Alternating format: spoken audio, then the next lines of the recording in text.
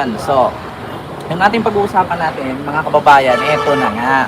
Ano nga ba ito? Ito na nga ang nangyari, mga kababayan. Ha? Ang napansin ko, mga kababayan, sa Cebu, ang napansin ko sa Cebu ay pumunta nga si Sara, pumunta nga si PBBM. Ang nangyari kasi, mga kababayan, si Sara po ay hindi pinansin. Nung pagdating niya doon, hindi siya pinansin kasi bakit? Dumating siya doon, may mga natambakan, may mga nasugatan, may mga, alam niyo yung nawala pang malay, yung parang parang alam niyo yung nahimatay pa. Oo, kasi kumbaga, after nung lindol na nangyari, lumipad agad siya para sabihin na, syempre, ilang beses kasi siya na may dilubyo sa Pilipinas, wala siya. So ngayon, bumawi. So ngayon, pagdating niya doon, hindi siya pinansin. Oo. Tingnan nyo mga kababayan, yung kaibahan ito Sara sa, wait lang Sara sa Cebu. Hindi pinansin ng tao. Kita nyo mga kababayan. Ayan. Ito po siya mga kababayan, kung nakita ninyo, dumating po siya sa Cebu dyan. Ayan. Pagdating niya sa Cebu, yung mga tao, nandyan lang, ayan hindi man lang siya, tawag dito, hindi man lang siya nilapitan, hindi man lang nakipag-shake hand sa kanya. Diba kung napapansin ninyo? Ayan may nakipag-shake hand sa kanya, yan yung mga DRRMO, yung mga opisyalis. And the rest, yung mga tao, andun lang, nakaupo. Kita ninyo? Ayun. Ayan lang sila. Tapos may nakipagkamay sa kanya. Yung mga tao nandun lang, nakaupo. Tinitignan lang siya. Hindi nyo ba napansin yan, mga kababayan? Lakihan ko para makita ninyo.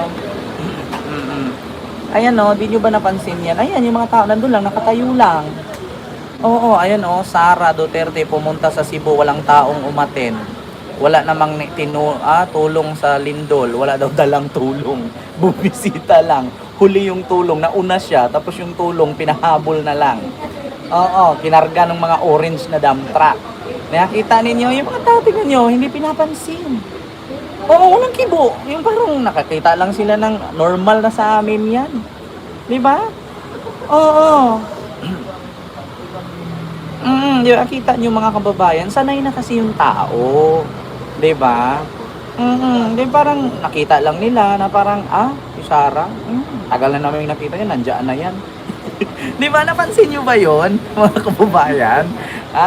Parang pumunta siya doon, ganyan, tapos, yung mga tao, yan, nakaupo lang,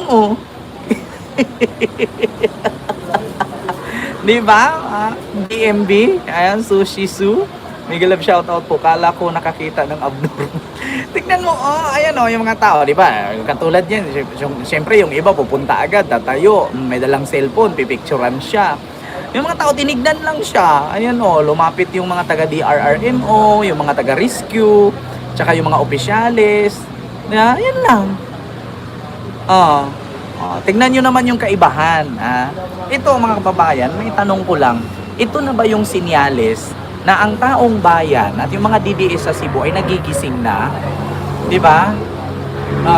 Ito na ba ang sinyales, mga kababayan? Di ba? Ang bilis nila mag-post na dump truck ng Davao. Ayun na ang problema, di ba? Ang problema kasi nauna pa siya doon na magpa-picture, magpa-photo ops, kaysa sa magdala ng tulong ng mga dump truck. Di ba? Take note. Pumunta ka doon kasi nga may dilubyo. Pumunta ka doon kasi may disgrasya. Pumunta ka doon kasi nga tutulungan mo yung tao. Pagdating mo doon, wala ka naman dala, di ba? So anong sasabihin ng tao sa iyo? Okay lang kung pagdating mo doon may bitbit kang ayuda, may bigas, di ba? May dala ka doon mga gamot, di ba? Malamang sa malamang lalapitan ka ng tao. Magtingin ng tao si Sara. Yan mo na. Sara naman yun eh. Napansin niyo yan? Napansin nyo, pumunta siya doon, walang bit-bit. Yeah. So, syempre, ang isipin ng tao, ano mapapala natin dyan? Takot lumapit yung tao, baka kasi susuntukin niya. Diba? Takot yung tao lumapit. Tignan, ipakita ko pa sa inyo. Paskin yung mga ano, yung may mga na ano, yung mga na sugatan, yung mga natamaan ng ano. Tinignan lang siya, yun oh, mga tao nakaupo lang. Tapos wala lang. 'Di ba? Hindi po, Ma'am Lily Tonini, nasa taas lang po ng ano, inuupahan namin. So ngayon, ito naman yung kaibahan. Ito PBBM sa Cebu. Tignan natin tignan natin mga kababayan. Tignan ninyo kung paano si PBBM lapitan ng tao. Kita ninyo? Tignan nyo, yung mga tao lumalapit, nakikinig. Ayan. 'Di ba? Lumalapit yung mga tao. Pumupunta kay BBM, umiiyak. Kasi first time nilang nangyari yan na may trahedya na may presidenteng pumunta. Kasi nangyari yan, nung lindol sa Bohol, walang presidente, hindi pumunta si Digong doon. Ang pinapunta lang di Digong doon, yung DILG secretary, 'di ba? Ang pinapapunta niya lang doon yung mga rescuer. Kaya first time kasi nangyari yan, sa totoo lang mga kababayan. First time nangyari yan na nakita ng presidente mismo ng Pilipinas na nakita niya yung sitwasyon kung gaano kahirap yung nabagsakan, nasira yung bahay. Tignan mo, di ba?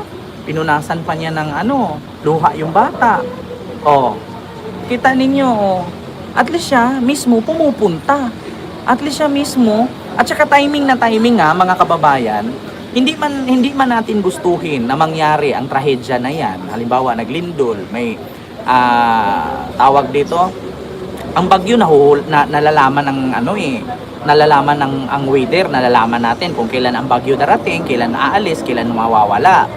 Pero yung lindol hindi po natin malalaman. Kaya tama lang po ang sabi ni PBBM, hindi natin alam na anytime may aftershock pa yan, anytime maglindol. Kaya habang wala pang sakuna, maghanda. So timing na timing mga kababayan na yung budget na sana'y ilagay ni PBBM sa DPWH sa 2026 budget, kinuha niya at nilagay niya sa DSWD. So nagkataon po na nilipat ni PBBM ang budget sa DSWD na ilang bilyon po iyon na budget ng DPWH. Paglipat niya sa budget sa DSWD, ayun nga, 1 week nakalipas, biglang lumindol. Diba? So kaya nga sabi ni PBBM, habang may ulan, mag-ipon ng tubig kasi sa darating na tagtuyot, magagamit nyo ang tubig. Alam nyo ang sinabi ni Lustay yan, ipunin nyo ang baha. Ipadala nyo sa Malacanang, ipainom nyo sa kanya. Diba? Yan ang presidente na iniisip niya ang kinabukasan ng tao.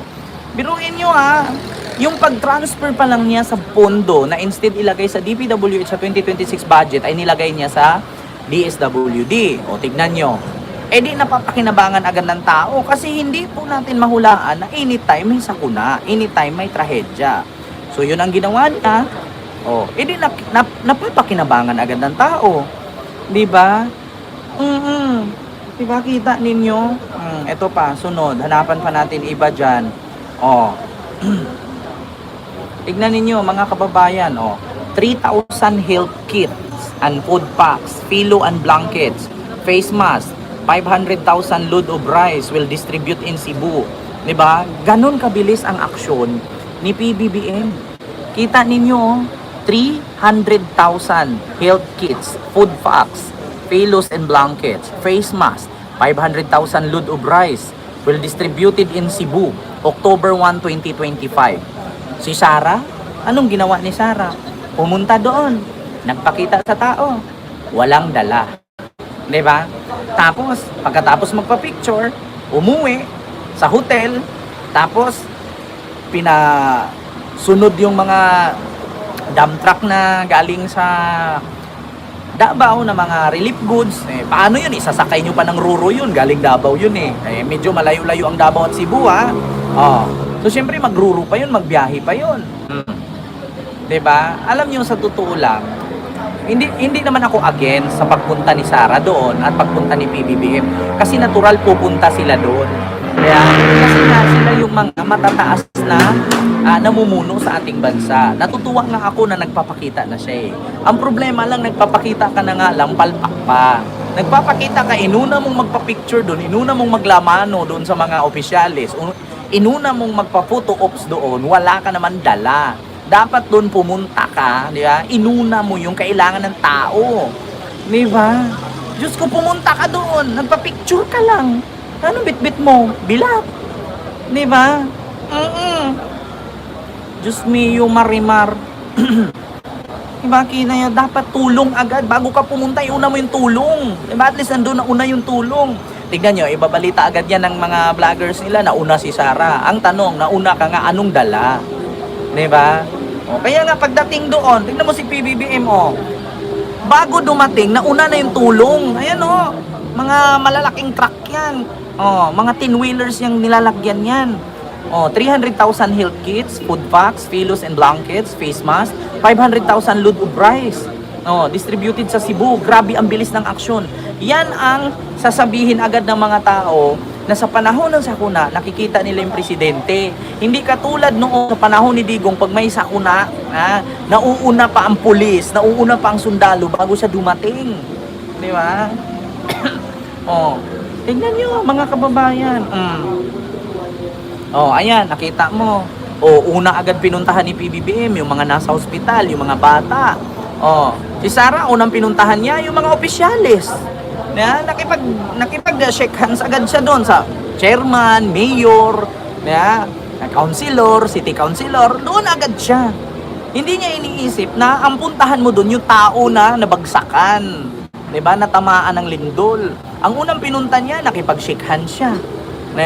Kaya nung nakita siya ng tao, wala, hindi siya pinansin, deadma. Oh, yan. 'Di ba? Kaya nga, Ma'am Merlin, 'di ba? Ma'am Eli De Los Santos, hello po, and kay Ma'am Ophelia, Sir Eduardo Baliga, hello po. Kita ninyo? 'Di ba? Oh, ayan si PBBM agad nagsasalita agad, ina-announce niya agad. 'Di ba? Na PBBM nagbigay ng 10K cash assistance at food packs sa mga nasalanta ng lindol. Tingnan ninyo, 10K cash agad 'yan at saka food assistance. Si Sarah pagdating doon may inabot. Wala. Bakit? Wala eh.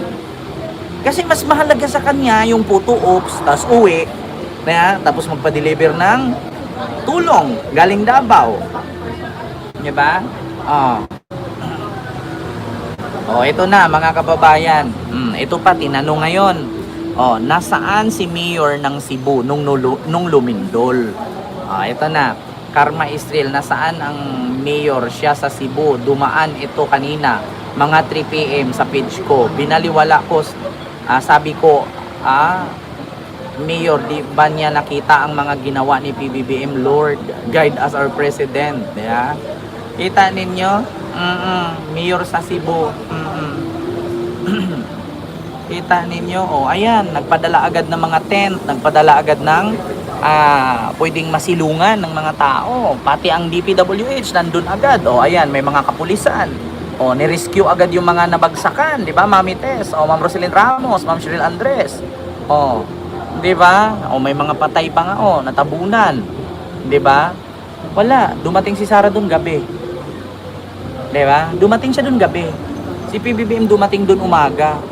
Na-rescue na nandun pa mismo nung ni-rescue yung mga patay. Kinuha yung mga katawang natambakan. Si Sarah dumating gabi. Ayan 'di ba?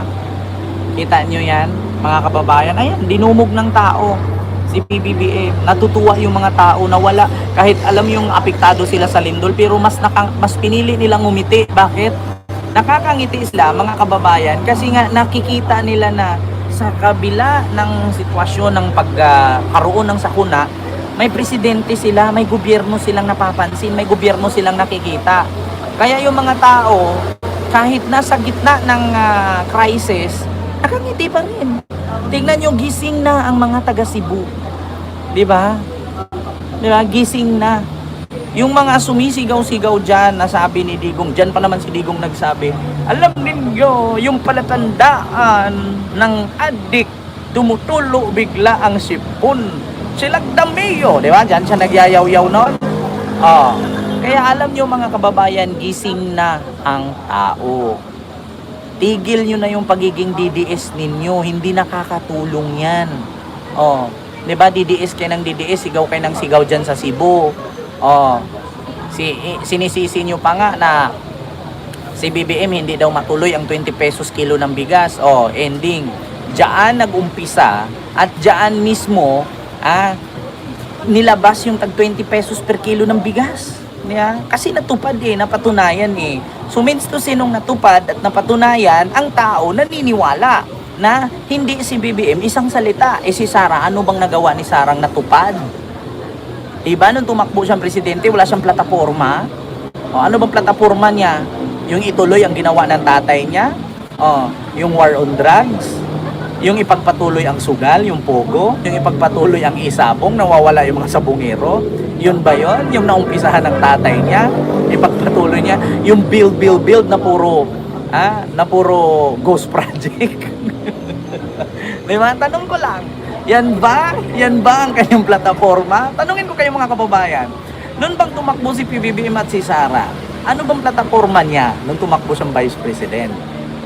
Diba? Ano bang plataforma niya? Diba? Bawala. Tingnan mo si BBM dinumog ng tao. Nasa gitna ng crisis pero pilit pa rin nakangiti yung mga tao kasi nakikita nila nakikita nila na may presidente, nakikita nila na may gobyerno. Kita ninyo? Diyos mio, Marimar, ayan. BBM visit Cebu like nobody cares. Meanwhile, BP Sara surrounded by people daw. Binaliktad nyo naman. Diyos ko. Surrounded by people, hindi nga siya pinansin. Dapat lang mag-resign si Marcos. Sobrang gulo na ng Pilipinas. Sa totoo lang naman, wala naman talaga siyang nagawa sa Pilipinas. Yung inayos ni PRRD, ginulo lang ni Marcos. Ito sabi nyo, nako, mayor ng Cebu, ikaw na lang magpaayos ng mga nasira sa lindol dyan. Ito yung sabi ng mayor dapat daw mag-resign na lang daw si PBBM kasi sobrang gulo na daw ng Pilipinas. Sa totoo lang naman daw, wala naman daw talagang nagawa si BBM, kundi inayos, sinira lang daw yung inayos ni PRRD, ginulo lang daw ni Marcos. Bakit? Tanungin kita, mayor, huwag ka magalit sa akin, mayor, Bakit po ba mag-resign si PBBM? Ano po ba ang inayos ni Digong na sinira ni PBBM? Yun bang inayos niya yung pagnanakaw sa pondo ng kabanang bayan? Yun ba ang sinabi mong sinira ni PBBM kasi nabulgar yung mga kurakot at nakukulong at nakakasuhan? Yun ba yun, mayor? Naku, mayor, darating pa naman dyan ang DPWH mag-imbestiga. Diba? Baka mayor, madadawit ka sa DPWH project, Nagtatanong lang, baka, Kasi mayor, dito pa lang, kapag ako mag-react dito sa sinasabi mo, sinira ni BBM ang inayos ni Digong, ginulo ni BBM. Talagang ginulo niya, biruin mo, inayos niya kung paano magnakaw. Tapos ngayong nabulgar ni PBBM, pakinggan ninyo ang sabi niya, mga kababayan. The politicalness has not been, in a way, for purposes of easing the tension. Number one, the issue of Tantoco. The kidnapping, the snatching of knowledge that our chairman, not the mayor now, of Davao. I do not know whether the 20 pesos rice have really been reaching in all households. Poverty. And now, the flooding coast. And I cannot imagine. Si Mayor parang nag-uulyanin na din. Hindi na siya masyadong nakakapagsalita. Ayan Ano may laing solusyon? Presidente yun. He should step down. Step down daw He si should BBM. resign. Resign.